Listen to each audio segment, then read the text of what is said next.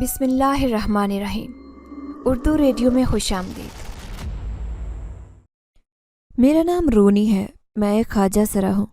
مجھے میرے والدین پیدا ہوتے ہی میری برادری کے لوگوں میں چھوڑ گئے، کیونکہ میں ان کے لیے شرمندگی کا باعث بنا اور رشتہ داروں اور محلے کے لوگوں میں ان کا نام بدنام ہو رہا تھا۔ میری ماں تک نے مجھ سے نفرت کی نگاہوں سے دیکھا۔ جن لوگوں میں مجھے چھوڑ کر گئے وہاں ایک بڑی ماں نام کی عورت تھی۔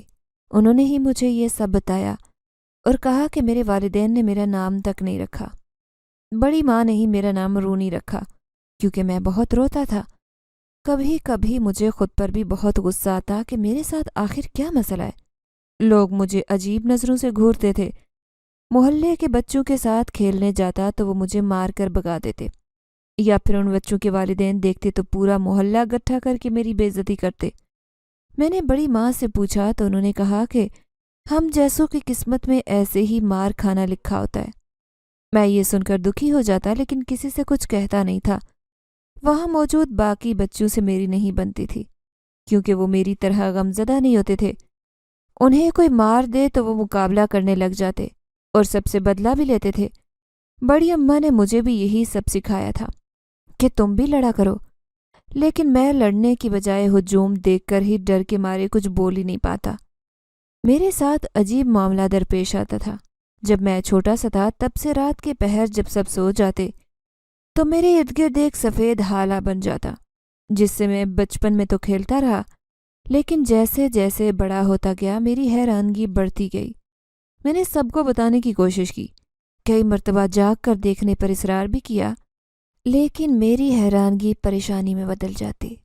جب سب جاگ کر اس روشنی کے حالے کو دیکھنے کے منتظر ہوتے تو وہ حالہ آتا ہی نہیں تھا، اور پھر میں سب سے باتیں سنتا رہتا۔ میں جب بڑا ہوا تو 13 سال کی عمر میں مجھے کہا گیا کہ بھیک مانگ کر لاؤ یا پھر لوگوں کے گھروں میں ناچنے کے لیے جاؤ۔ ایسے ہی پال پوس کر بڑا نہیں کیا مجھے۔ بڑی ماں کی سختی کی عادت نہیں تھی۔ میں باقی بچوں کی نسبت اس سے بہت جڑا ہوا تھا، لیکن ان کی سختی نے مجھے حیران کر دیا۔ میں نے غصے سے جب انکار کیا تو بڑی ماں نے مجھے بہت مارا، اتنا کہ میرے جسم پر نیل کے نشانات پڑ گئے۔ میں رات روتے روتے سو گیا۔ صبح اٹھا تو بڑی ماں نے باقی لوگوں کے ساتھ مجھے زبردستی ناچ گانے کی محفل میں بھجوا دیا۔ وہاں جا کر مجھے اندازہ ہوا کہ جو لوگ ہمیں اپنے ساتھ کھیلنے نہیں دیتے تھے وہی ہمارے رقص پر جھوم جھوم کر ہم پر پیسے وار کر پھینکتے ہیں۔ اس محفل کا ماحول دیکھ کر میں بہت بیزار سا ہوا۔ میں نے رات ہی بڑی ماں سے کہا تھا کہ میں کوئی ناچ واچ کا کام نہیں کروں گا، اس لیے انہوں نے مجھے پیسے چننے کا کام سونپا تھا۔ جب ہی میں آج پیسے چن رہا تھا کہ کچھ پیسے مردوں کے ایک ٹولے میں ان کے پیروں کے پاس پڑے دکھائی دیے۔ میں وہ پیسے اٹھانے کے لیے آگے بڑھا اور جھک کر پیسے اٹھانے لگا تو مجھے کچھ لوگوں نے اپنے حصار میں قید کر لیا۔ کسی نے مجھے پکڑ کر اپنی طرف گھسیٹا تو کوئی میرے سر پر کھڑا مجھے گھورنے لگا۔ اس حالت میں مجھے بہت ڈر لگا۔ میں نے بہت کوشش کی کہ کسی طرح اپنے ساتھ آئے ساتھیوں کو آواز دے سکوں، لیکن شور اور آس پاس سے گھیرنے کی وجہ سے میں پھنس چکا تھا۔ میں انہیں خود سے دور دھکیلنے کی کوشش کرنے لگا۔ اچانک کسی نے دھکا دیا تو سب مرد ایک دوسرے پر گرتے پڑتے زمین پر جا گرے۔ مجھے بھی ان کی وجہ سے دھکا سے لگا تھا، لیکن میں سنبھل کر اٹھ کھڑا ہوا اور پیسے اٹھا کر اپنے ساتھیوں کے پاس چلا گیا۔ اس واقعے کے بعد جب میں گھر پہنچا تو بڑی ماں نے کہا کہ میں دوبارہ ایسی محفلوں میں نہیں جاؤں گا۔ انہوں نے وجہ پوچھی، جس پر میں نے ہچکچاہٹ کا شکار ہو کر ڈرتے ڈرتے سب بتا دیا۔ میری بات سن کر وہ بہت ہنسی، جیسے وہ میرا مذاق اڑا رہی ہوں۔ مجھے بھی بہت غصہ آیا۔ کیا ہوا؟ کیوں ہنس رہی ہیں آپ؟ میں نے بہت غصے سے پوچھا تو وہ اور ہنسی۔ اس وقت مجھے ان کی ہنسی زہر لگ رہی تھی اور میرا دل بھی کافی اداس تھا۔ اوئے رونی، ہم جیسوں کو ایسے حالات اور واقعات کی عادت ہونی چاہیے۔ ہم عام انسانوں سے کافی الگ ہیں۔ تو بھی عادت ڈال لے، آج نہ صحیح تو کل تو بھی ایسوں کا شکار بن جائے گا۔ یہ ڈر اور خوف بلا وجہ کا ہے، اسے کہیں سلا کر جینے کی کوشش کر۔ میں چھوٹا ضرور تھا لیکن کہیں نہ کہیں مجھے بڑی ماں کی باتوں کی سمجھ آ گئی۔ میرے جیسے کئی بچے لوگوں کے ظلم کا شکار بن چکے تھے۔ ایک میں ہی تھا جو خوش قسمتی سے بچا ہوا تھا۔ اور شاید یہ بڑی ماں کی ہی مہربانی تھی، ورنہ اب تک وہ مجھے کسی نہ کسی کے ہاتھ بیچ چکی ہوتی۔ میں عام بچوں سے کچھ الگ تھا، یہ تو جانتا تھا کہ رات کے پہر مجھے اپنے آس پاس سفید روشنی بھی دکھائی دیتی، مجھے اپنے آس پاس ایسے لگتا کہ کوئی ہے۔ کئی مرتبہ میں نے یہ بات بڑی اماں کو بھی بتائی، وہ سن کر ہنستی کہ میں پاگل ہوں۔ میں تھوڑا سمجھدار اور بڑا ہوا تو بڑی اماں نے مجھ پر کام کا بوجھ ڈالنے کی کوششیں کرنا شروع کر دی۔ تمہیں باجی کے ساتھ محفل میں جانا ہے، تیار ہو کر باہر آ جاؤ۔ بہت کر لیا آرام، بہت ہو گئے لاڈ، آج سے تم اپنا کام کرو گے، بڑی اماں نے مجھے آ کر کہا۔ محلے کے لوگوں کی منت سماجت کر کے انہیں منا لیا تھا۔ اب محلے سے ہمیں کوئی نہیں نکال رہا تھا، لیکن انہوں نے مجھے بھی اس کام پر زبردستی بھیجنے کا سوچ لیا تھا۔ میں نہیں جاؤں گا، میں نے غصے سے ہٹ درمی دکھانے کی کوشش کی تو انہوں نے ایک تھپڑ کھینچ کر میرے گال پر دے مارا۔ نہیں جاؤ گے تو اس گھر سے بھی نکل جاؤ، انہوں نے بے حد سنگ دلی سے کہا اور چلی گئیں۔ شام کو مجھے تیار کروا کر انہوں نے محفل میں بھیج دیا۔ وہاں کا ماحول بہت عجیب سا تھا، شراب کے نشے میں دھت لوگ ناچ گانے میں کیسے مجھے بھیج رہے تھے۔ اس مرتبہ مجھے بھی رقص میں حصہ ڈالنے کو بولا گیا تھا، لیکن میں نے نہیں کیا۔ میں چپ چاپ چھپ کر بیٹھ گیا۔ محفل رات گئے تک چلنی تھی۔ میں نے کھانا کھایا۔ ایک شخص کافی دیر سے مجھے غور سے دیکھ رہا تھا، وہ شراب کے نشے میں تھا۔ میں نے سوچا کہ خیر ہے، دیکھتا رہے، کون سا میرے پاس بیٹھا ہے، لیکن تھوڑی دیر بعد وہ میرے بالکل ساتھ آ کر بیٹھ گیا۔ اس کے چہرے سے خباثت ٹپک رہی تھی جسے دیکھ کر میں خوفزدہ ہو چکا تھا۔ میں اٹھنے لگا تو اس نے میرا ہاتھ پکڑا اور وہ عجیب و غریب حرکتیں کرنے لگا۔ میں نے کوشش کی کہ میرا ہاتھ چھوڑے، لیکن اس نے میرا ہاتھ نہیں چھوڑا تو اچانک میرا ہاتھ اٹھا اور سیدھا اس شخص کے منہ پر جا لگا۔ تھپڑ اتنی زور کا تھا کہ اس کے چہرے پر سرخ نشانات پڑ چکے تھے۔ پہلے تو وہ شراب کے نشے میں دھت تھا اور وہ نشہ تک اتر گیا۔ اس نے جواباً مجھے مارنے کی کوشش بھی کی، لیکن نہ جانے میرے اندر اتنی طاقت کہاں سے آ گئی کہ میں نے لگاتار کئی تھپڑ اس کے منہ پر دے مارے۔ وہ وہیں اندھے منہ گر پڑا تھا۔ میرے ساتھ آئے لوگوں نے مجھے بہت سنائی اور بڑی اماں کا کہہ کر ڈرایا کہ ان کا خاص مہمان تھا، اب وہ میری درگت بنا دیں گی۔ میری اس حرکت سے محفل بھی جلد ختم ہو گئی۔ سارے راستے باتیں سن سن کر میں ڈر چکا تھا کہ نہ جانے بڑی اماں اب میرے ساتھ کیا کریں گی۔ گھر پہنچا تو واویلا مچا ہوا تھا، جس سے صاف ظاہر تھا کہ انہیں فون کر کے پہلے ہی آگاہ کیا جا چکا ہے۔ مجھے دیکھتے ہی بڑی اماں نے مجھ پر تھپڑوں کی بارش کر دی۔ نامراد، اس لیے تو تجھے نہیں پال کر بڑا کیا کہ تو میری ناک ڈبو دے۔ تجھے تیرے ماں باپ نے بھی نہیں رکھا، میں نے رکھا تو اس بات کی لاج رکھ لینی تھی۔ بڑی اماں غصے کے باعث جلال میں تھی۔ انہوں نے بنا سوچے سمجھے مجھے پیٹ ڈالا۔ میں نے بہت کوشش کی انہیں بتانے کی، لیکن وہ سن ہی نہیں رہی تھی۔ وہ غلط کر رہا تھا، میں نے منع بھی کیا، اس نے نہیں مانی تو مجبوراً مجھے ہاتھ اٹھانا پڑا۔ میں نے اپنے دفاع کے لیے کہا، جبکہ میں اس بات پر تو ابھی تک صدمے میں تھا کہ میرے سے ہاتھ کیسے اٹھ گیا، کیونکہ میں بہت ڈرپوک تھا۔ ہاتھ اٹھانا تو دور، اونچی آواز میں دھاڑ بھی نہیں سکتا تھا۔ تو کیا ساری زندگی یہی کرنا ہے؟ مر تو نہیں جانا تھا؟ کیا تھا اگر اس نے ہاتھ پکڑ لیا؟ بڑی اماں نے بے حد صفاقی سے کہا تو میں سمجھ چکا تھا کہ میرے معاملے میں وہ بے حس ہو چکی ہیں۔ میرا کچھ کہنا نہ کہنا برابر تھا۔ اب وہ مجھے سمجھنے کی بجائے ظلم کریں گی۔ اگر اس گھر میں رہنا ہے تو تمہیں اس گھر کے اصول بھی ماننے پڑیں گے۔ جیسے سب کام کرتے تمہیں بھی کرنا ہوگا، ورنہ جانے کا بندوبست کر لو، مفت کی روٹیاں نہیں توڑنے دوں گی۔ آخری مرتبہ مجھے زمین پر پڑھے لات مار کر انہوں نے اپنا فیصلہ سنایا۔ میں یوں ہی پڑا رہا۔ مجھے پتہ ہی نہیں چلا کب روتے روتے تکلیف سے بے حال ہوتے میں اپنے ہوش و حواس کھو چکا تھا۔ اس کے بعد میں سنبھل نہیں پایا۔ میری حالت بالکل خراب ہو چکی تھی، میں ذہنی کشمکش کا شکار تھا۔ لیکن اس پر اچھا یہ ہوا کہ بڑی اماں نے مجھے میری حالت کے پیش نظر کام پر نہیں بھیجا۔ ایک کچھ حالت بہتر ہوئی تو میں رات کے اندھیرے میں گھومنے چلا گیا تاکہ جو گھبراہٹ ہو رہی تھی وہ کم ہو جائے۔ میں کچھ قدم چل کر گلیوں میں گھوم رہا تھا کہ آدھی رات کو دو لوگ موٹر سائیکل پر سوار گلیوں سے گزرتے آگے بڑھے۔ مجھ پر نظر پڑتے ہی دونوں نے ایک دوسرے پر نگاہ ڈالی اور ہنسنے لگے۔ میں ان کا ارادہ بھانپ کر الٹے قدم بھاگا لیکن ان دونوں نے مجھ پر حملہ کر ڈالا۔ میں نے پوری کوشش کی کہ کسی طرح ان کے ہاتھ سے بچ سکوں، لیکن وہ دو تھے اور مجھ سے بھی بڑے۔ میں ان کے ہاتھوں سے بچ کر نہیں نکل سکا۔ میری چیخوں سے کوئی بھی باہر نہیں نکل سکا۔ میں نے چھینا چھپٹی میں ایک کے ہاتھ میں اپنے دانت گاڑ لیے۔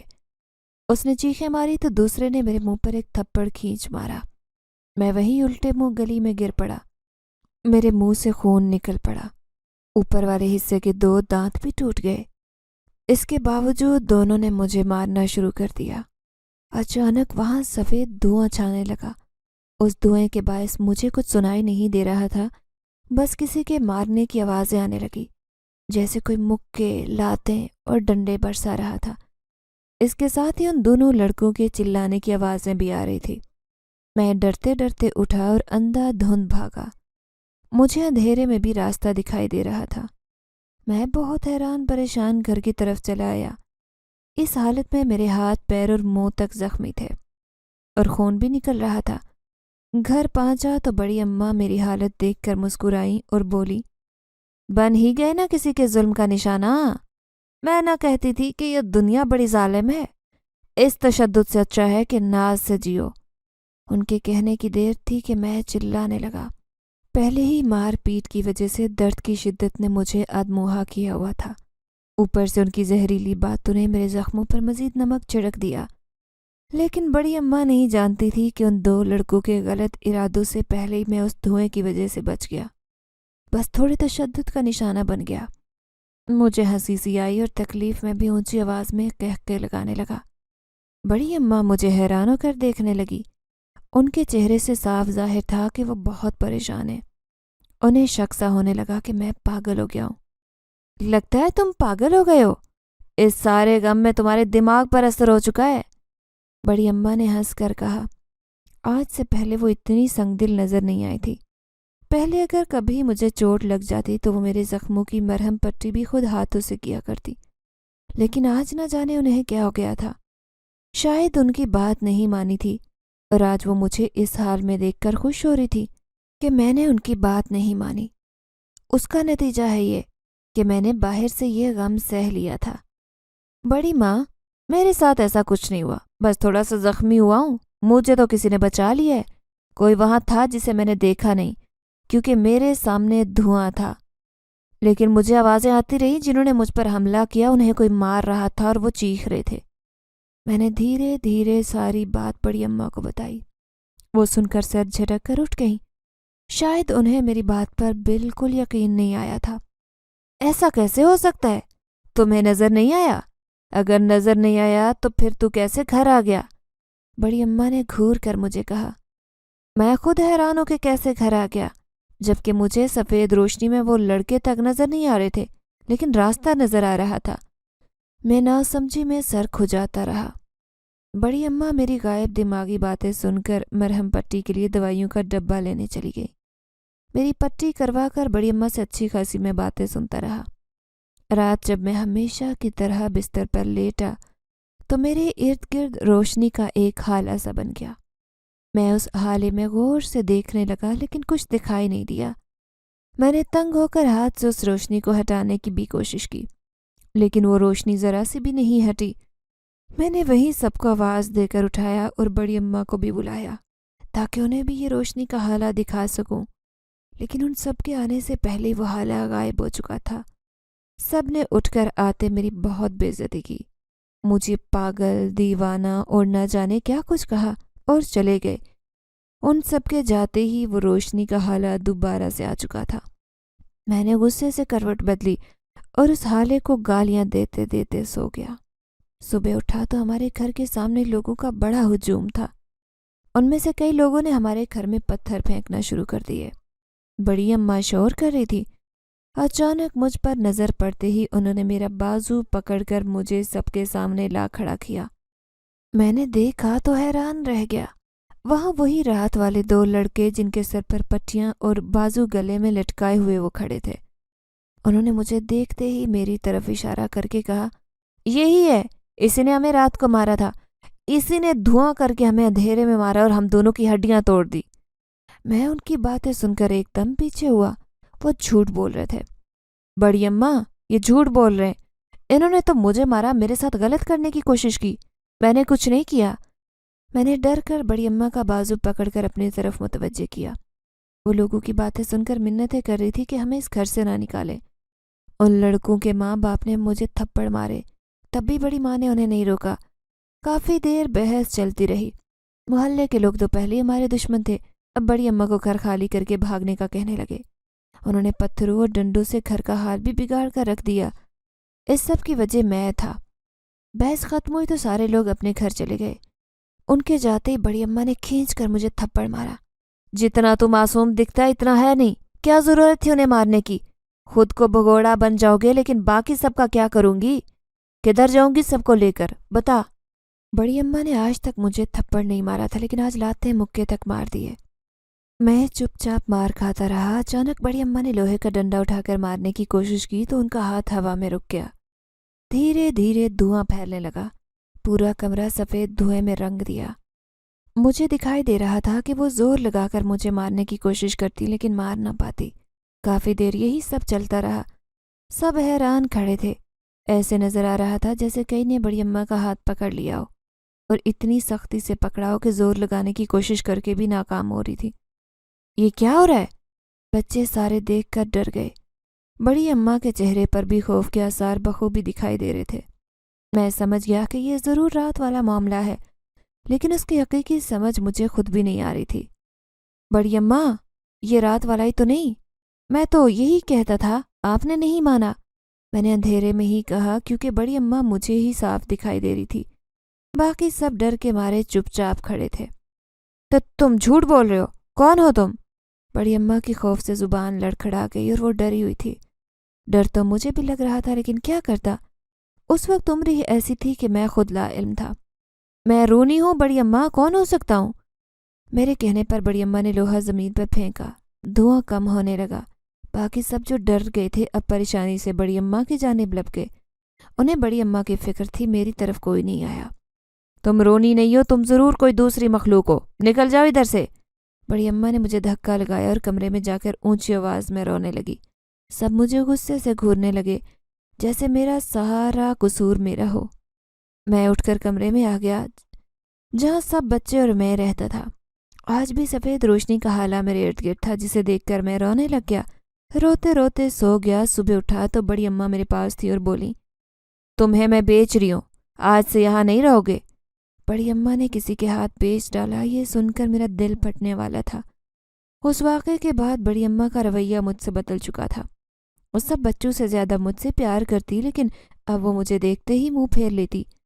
मैं बुलाने की कोशिश करता तो वो मुंह पर पल्लू डालकर सोने का दिखावा करती।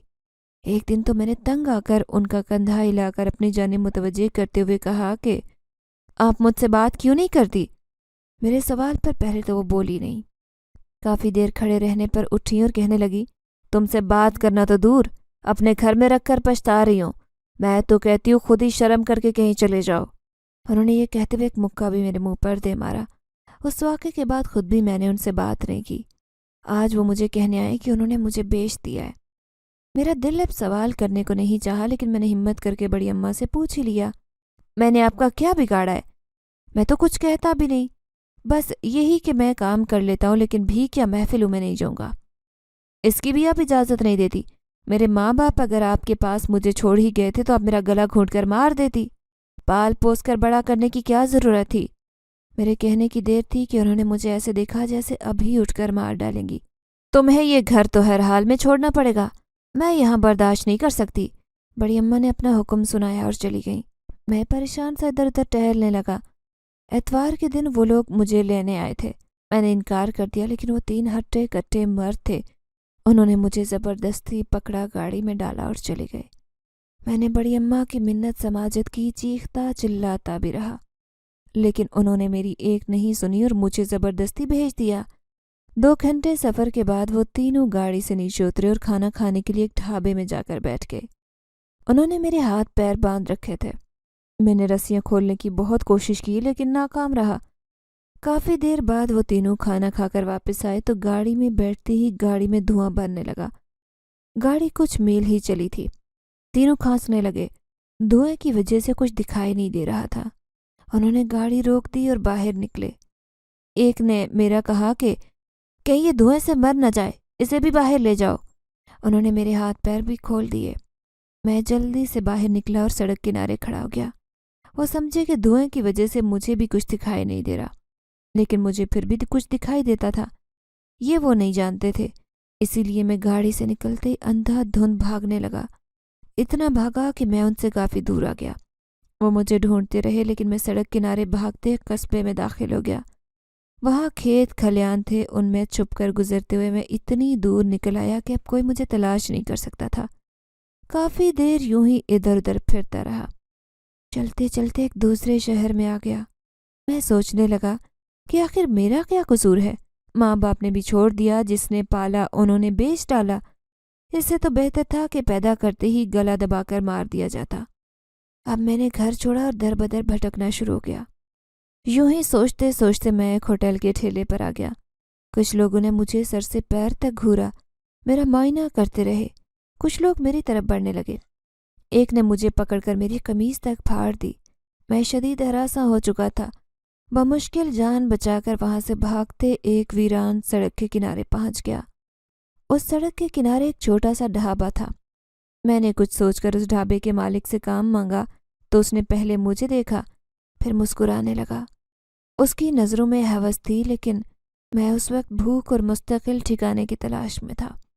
میں نے ڈھابے کی مالک کی نظروں کا مقصد نظر انداز کر کے اس کی بہت منتیں کی، تب جا کر اس نے مجھ پر تھوڑا رحم کیا اور ڈھابے پر پڑا بچا کھچا کھانا ایک پلیٹ میں ڈال کر دے دیا۔ میں تیزی سے کھانا کھا رہا تھا اور وہ مجھے دیکھتے ہوئے پاس بیٹھے شخص سے باتیں کرنے لگا۔ میں جان چکا تھا کہ بڑی اماں سے بچ کر اب یہاں پر مجھ پر ظلم ڈھائے جائیں گے۔ کھانا میں کھا چکا تھا، اب بس دل ہی دل میں اس دھوئیں کو یاد کیا۔ میرے یاد کرنے کی دیر تھی کہ چند ہی لمحوں میں دھواں ہر جگہ پھیل گیا۔ مجھے بھاگنے کا صحیح موقع لگا، اسی لیے کھانے کے برتن پھینک کر وہاں سے نکل آیا۔ چلتے چلتے ایک چھوٹے سے گاؤں میں چلا گیا۔ یہاں کھیتوں میں کام کرتے ہوئے کم لوگ ہی تھے جن کا دھیان مجھ پر نہیں تھا۔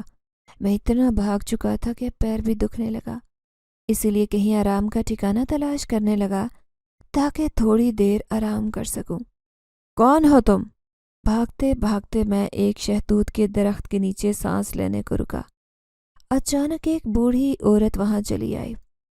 اس نے میرا سر سے پیر تک جائزہ لیا۔ وہ شاید میری جنس کا اندازہ بھی کر چکی تھی۔ میں نے ڈر کر انہیں دیکھا، کیونکہ ابھی ایک چنگل سے جان بچا کر آیا تھا، اسی لیے بنا جواب دیے جلدی سے الٹی سمت بھاگنے لگا۔ رکو، میں تمہیں کچھ نہیں کہہ رہی، ڈرو مت، میری بات سنو۔ اس عورت نے جلدی سے میرے سامنے آ کر راستہ روک دیا۔ میں پہلے بہت ڈرا ہوا تھا، لیکن رک کر اسے دیکھنے لگا۔ مجھے جانے دیں، لوگ مجھے عجیب نظروں سے دیکھتے ہیں، مجھے پکڑ کر ساتھ لے جانا چاہتے ہیں۔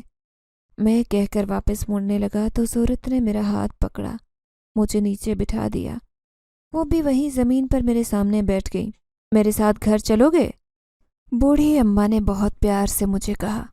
میں کافی حیران بھی ہوا کہ وہ مجھے ایسا کیوں کہہ رہی ہیں۔ جانتی ہو تم حیران ہو، تمہارے جیسا ہی میرا ایک بچہ پیدا ہوا تھا۔ میرا شوہر اسے مجھ سے چھین کر لے گیا اور اس کے جیسے لوگوں میں چھوڑ آیا۔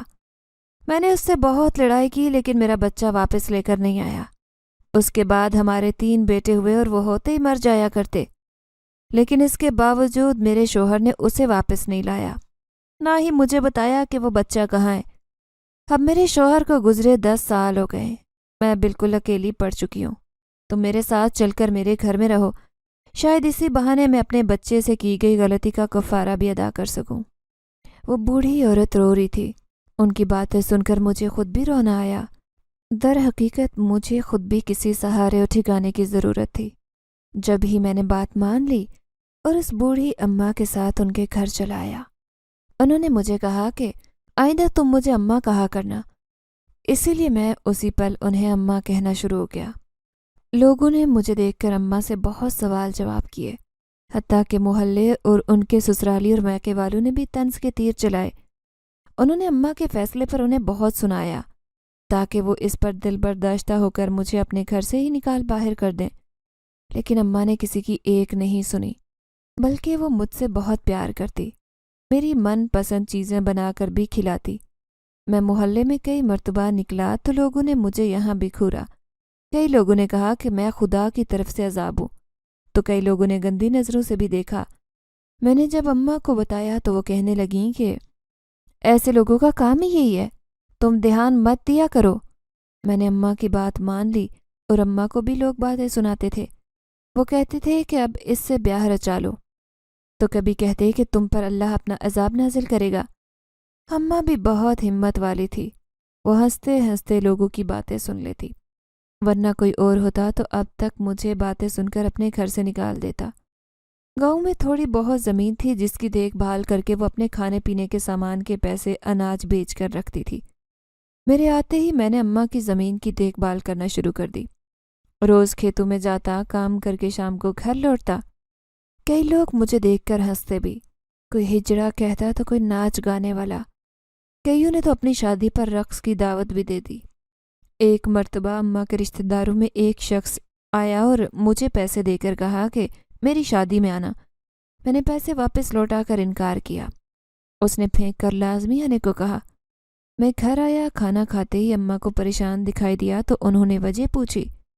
میں نے انہیں ساری بات بتائی۔ کوئی ضرورت نہیں ہے، جب تک میں زندہ ہوں کوئی تمہیں ہاتھ نہیں لگا سکتا۔ اماں نے میری ہمت بندھائی، لیکن دوسرے ہی دن پتہ چلا کہ وہ شخص ایک ٹانگ سے معذور ہو چکا ہے اور اس کا الزام مجھ پر لگا دیا گیا کہ رونی کو شادی میں دعوت دی گئی۔ اس نے بدلے میں ہمارے ڈیرے پر آ کر پہلے دھواں چھوڑا اور اس کے بعد اس کی ٹانگ کاٹ دی۔ دھوئیں کا سنتے ہی میرے رونگٹے کھڑے ہو گئے کہ یہاں بھی دھوئیں نے میرا پیچھا نہیں چھوڑا۔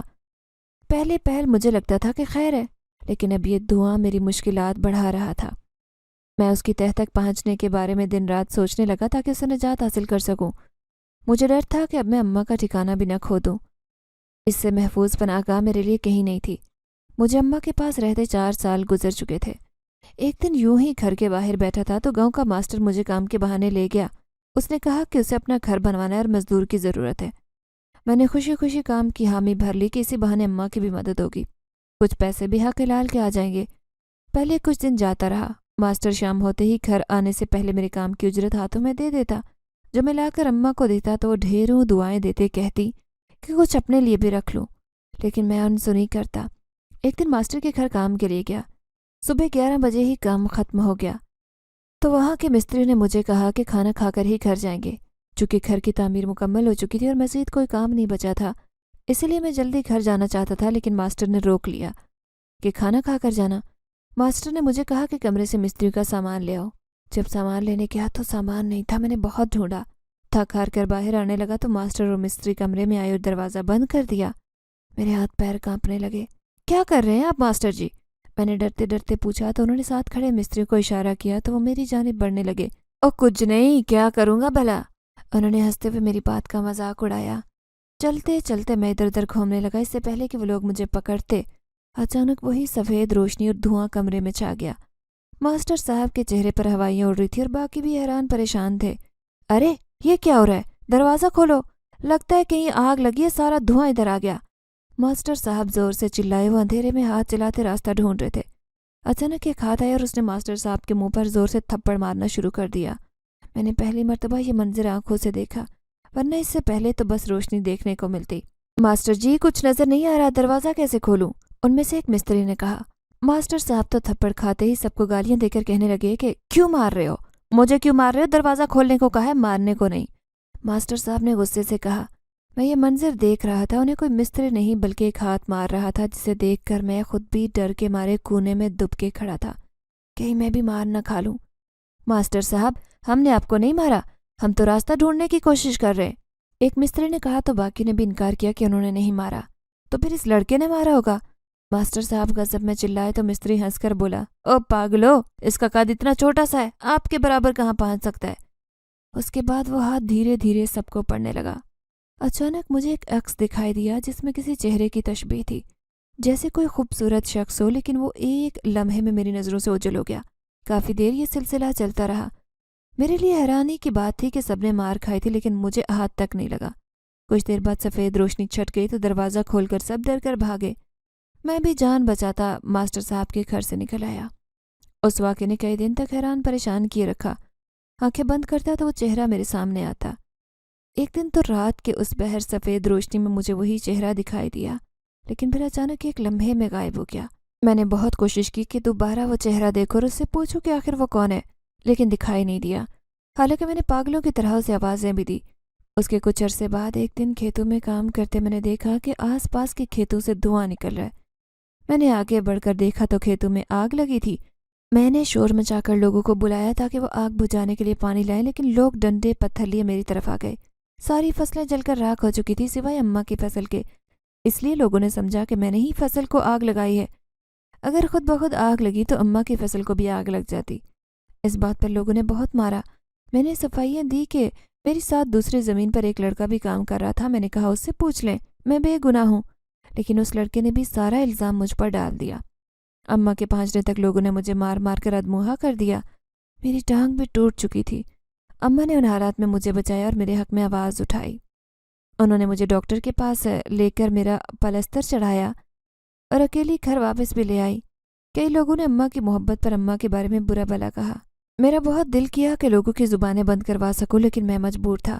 اماں جی، سنا ہے کہ موت انسان کے ساتھ ہمیشہ رہتی ہے، لیکن اس وقت جب انسان اس دنیا میں درندگی کی بھینٹ چڑھتے موت کو پکارتا ہے تو یہی موت نہ جانے کہاں سر چھپائے، سرتا پیر چادر تانے سو جاتی ہے۔ لاکھ منتیں کر لو آنکھ ہی نہیں کھولتی۔ ہوش تو تب آتا ہے جب انسان تنہا اذیت زدہ لمحات کے کڑے مراحل سے گزر چکا ہو۔ میں نے اماں سے کہا، جس دن سے گاؤں والوں کی فصلیں جلی تھی تب سے میرے اندر ایک غم کا پہاڑ ٹوٹ گیا۔ اماں نے کچے گھڑے سے پانی کا گلاس بھر کر لا کر تھمایا، لیکن مجھے ہوش کہاں تھا۔ گلاس پکڑ کر پہلے صاف شفاف پانی کا معائنہ کیا، پھر گلاس سر کے اوپر لے جا کر منہ میں ڈھیل دیا۔ میں شاید پاگل ہو چکا تھا اور کافی حد تک اندازہ بھی تھا کہ وہ فصلیں سفید روشنی والے نے ہی جلائیں۔ میرا دل چاہتا تھا کہ وہ میرے سامنے آئے اور میں اسے مار دوں۔ یہ نہیں تھا کہ وہ ظالم تھا، اس نے کئی مرتبہ میری مدد بھی کی، لیکن فصلیں جلا کر مجھے بے بس کر دیا۔ یہاں آتے ہی 2 دن بعد محلے کے لڑکوں نے جھپٹ کر مجھ پر دعویٰ بولا۔ اگر اس وقت اماں عین وقت پر نہ آتی تو نہ جانے کیا کچھ ہوتا، اور یہاں کے اسکول کے ہیڈ ماسٹر کی غلیظ نگاہوں میں کیسی ہوس تھی۔ پھر بھی میں نے حوصلے سے کام لیا، حالانکہ میرے لیے تو نہ چھپنے کی کوئی جگہ تھی اور نہ ہی زمین میں سما جانے کا جادو میں اثر تھا کہ کسی طرح خود کو ظالم لوگوں سے بچا پاتا۔ پتر، لوگ کچھ بھی کہتے ہیں، ان کی باتوں پر دھیان دینا کم عقلی ہے۔ چھوڑو سب کو، ٹھیک ہو جائے گا، اور ہر مسئلے کا حل موت نہیں ہوتا۔ یہ جو دکھ درد یہاں جھیل رہے ہیں، اس جہاں میں اس تکلیف کے صبر کا اجر ملے گا۔ اور تم کیا ہو؟ وہ رب کا فیصلہ تھا، ہم تو بس اسی کے حکم کے غلام ہیں۔ اماں نے دھیرے دھیرے میرے سر پر ہاتھ پھیرتے ہوئے مجھے سمجھانے کی کوشش کی، لیکن نہ جانے کیوں مجھے صبر نہیں آیا۔ میں نے خود کے ساتھ اس روشنی کے بارے میں اماں کو سب کچھ بتا دیا۔ انہوں نے مجھے بہت غور سے سنا اور ساری حقیقت جان کر بالکل نہیں ہنسی۔ جیسے بڑی اماں ہنستی تھی، میرے لیے یہ کافی حوصلہ مند بات تھی۔ کیا پتا خدا نے وہ تمہارے لیے خاص نعمت بھیجی ہو جس سے تم بدگمان ہو رہے ہو، اماں نے نگاہیں چرا کر کہا۔ پتہ نہیں کیوں مجھے ایسے لگا کہ وہ کچھ چھپا رہی ہیں۔ یہ خدا کا خاص تحفہ ہوتا ہے جو ہر انسان تک نہیں پہنچ پاتا، یہ تو بس خاص لوگوں کی قسمت میں لکھا ہوتا ہے۔ اماں ضبط کا مظاہرہ کر رہی تھی یا شاید مجھ سے کچھ چھپا رہی تھی۔ میں مزید تجسس کا شکار ہو رہا تھا۔ چلو جاؤ سو جاؤ، رات ہو گئی، اماں کہہ کر چارپائی کی طرف بڑھی۔ گاؤں والوں نے جرگہ بٹھا کر اماں کی زمین پر قبضے کا فیصلہ سنایا اور اماں نے یہ بخوشی قبول کر لیا۔ مجھے لگا اب شاید وہ مجھ سے نفرت کریں گی، لیکن انہوں نے کچھ بھی نہیں کہا۔ میں سمجھ نہیں پا رہا تھا۔ سفید ہالہ اب بھی میرے سامنے تھا۔ میں نے اماں کو آواز دے کر پوچھا، یہ روشنی آپ کو دکھائی دے رہی ہے؟ تو انہوں نے کہا، ہاں بالکل، تمہارے سر سے 2 ہاتھ اوپر ہے۔ ان کے کہنے کی دیر تھی کہ میری حیرت کی انتہا نہ رہی۔ وہ بالکل صحیح کہہ رہی تھی۔ میں حیران تھا کہ جو روشنی بڑی اماں اور اس کے گھر والوں کو نہیں دکھائی دی، اماں کو کیسے نظر آ گئی۔ انہی خیالوں میں کھوئے سو گیا۔ صبح اٹھا تو اماں کھانس رہی تھی، ان کی طبیعت خراب رہتی۔ وہ لوگوں کے کھیتوں میں کام کرتی، گھر کا راشن لاتی تاکہ زندگی گزار سکیں، لیکن میں اس سے مطمئن نہیں تھا۔ آخر کب تک سہتا؟ ایک انجان عورت میرا اتنا خیال رکھ رہی تھی، اپنی زمین تک میری خاطر خطرے میں ڈال دی۔ یہ سوچ کر ہی میں ہلکان ہوتا، جبکہ اماں نے مجھے بہت سمجھانے کی کوشش کی۔ ایک دن اماں کی طبیعت خراب تھی۔ میں ڈاکٹر سے چیک اپ کروانے کے لیے ڈاکٹر کو گھر ہی لے آیا۔ ڈاکٹر نے کہا کہ اماں کو کچھ دوائیاں منگوا کر کھلاؤں، تو میں اماں کو اکیلے چھوڑ کر دوائی لینے چلا گیا۔ اماں نے تو بہت منع کیا کہ نہ جاؤں، لیکن میں چلا آیا۔ اسٹور سے دوائیاں لے کر گھر لوٹا تو موت کا سما تھا۔ ارد گرد لوگوں کا ہجوم تیزی سے بڑھتا چلا جا رہا تھا۔ आस पड़ोस की औरतें मैयत के करीब जाते हुए उससे किधर दूर होकर नाक मुंह चढ़ा रही थी। मुझे समझ नहीं आ रही थी कि आखिर क्या हुआ है। मैं सोच में पड़ गया कि मुझे आगे बढ़ना है या सामने मौजूद मैयत को आखिरी मर्तबा जी भर कर देखना था। मैंने छोटे कदम उठाते दिल को तसल्ली दी कि कुछ नहीं हुआ।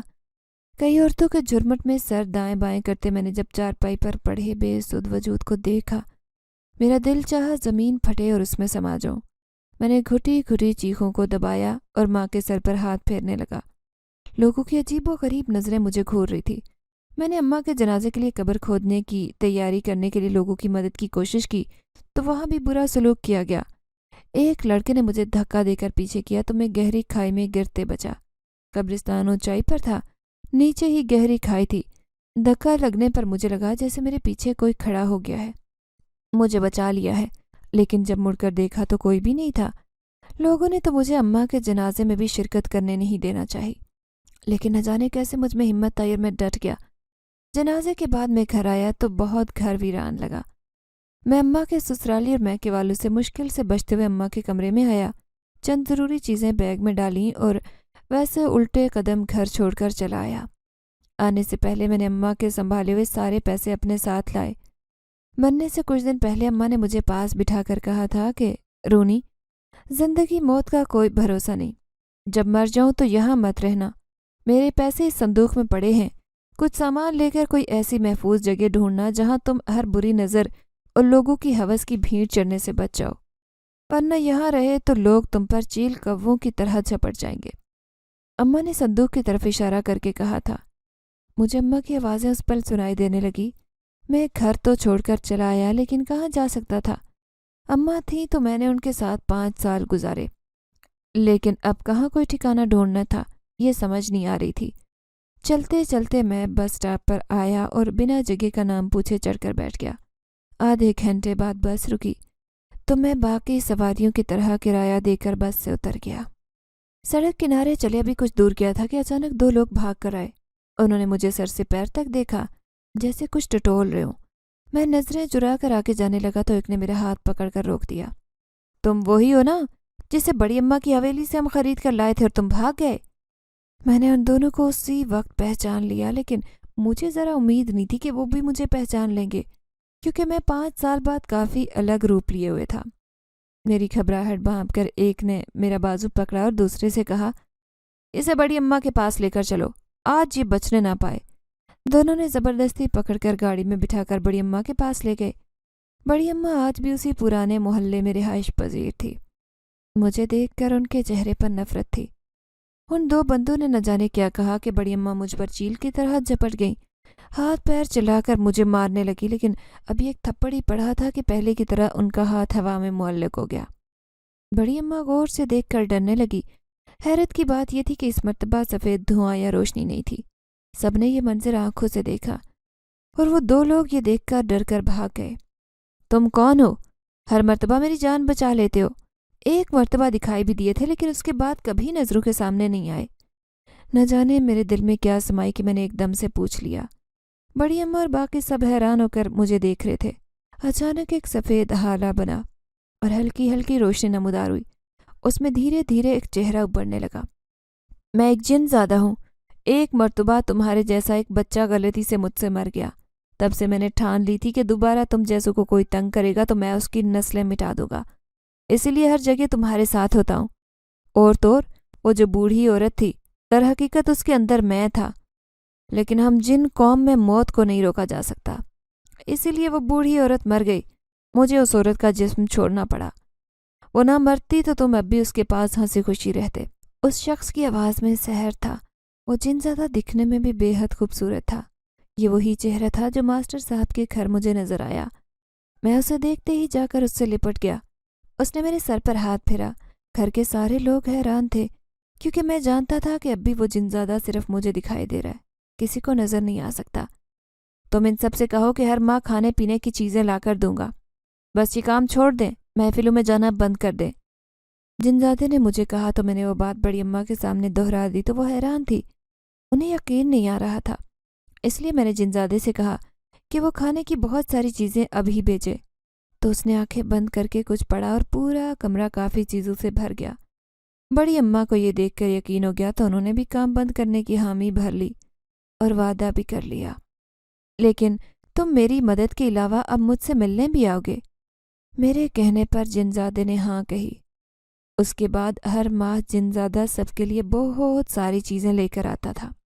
بڑی اماں بھی میرے ساتھ پہلے جیسی ہو گئی تھی اور ہماری زندگی بھی پرسکون گزرنے لگی۔ اگر آپ کو ہماری یہ کہانی پسند آئی ہے تو لائک کیجیے، شیئر کیجیے، اور اگر ابھی تک آپ نے ہمارا چینل سبسکرائب نہیں کیا تو اردو ریڈیو کو لازمی سبسکرائب کیجیے۔